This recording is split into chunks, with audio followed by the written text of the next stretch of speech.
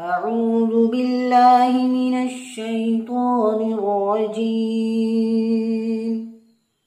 بسم الله الرحمن الرحيم. ولما ضرب ابن مريم مثلا إذا قومك منه يصدون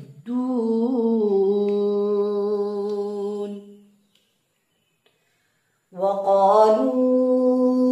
أآلهتنا خير أم هو ما ضربوه لك إلا جدلا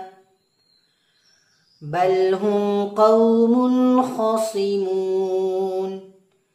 إن هو إلا عبد أنعمنا عليه وجعلناه مثلا لبني إسرائيل ولو نشاء لجعلنا منكم ملائكة في الأرض يخلفون وإنه لعلم للساعة فلا تمترن بها واتبعون هذا صراط مستقيم ولا يصدنكم الشيطان إنه لكم عدو مبين ولما جاء عيسى بالبينات قال قد جئتكم بالحكمة ولأبين لكم بعض الذي تختلفون فيه فاتقوا الله وأطيعون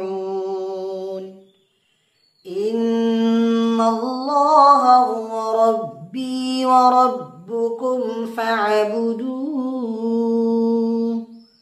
هذا صراط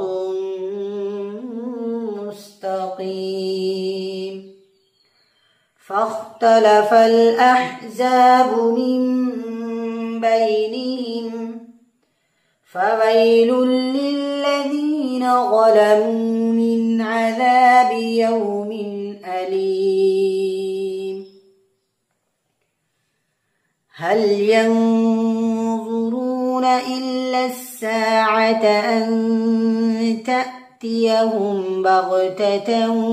وهم لا يشعرون الأخلاء يومئذ بعضهم لبعض عدو إلا المتقين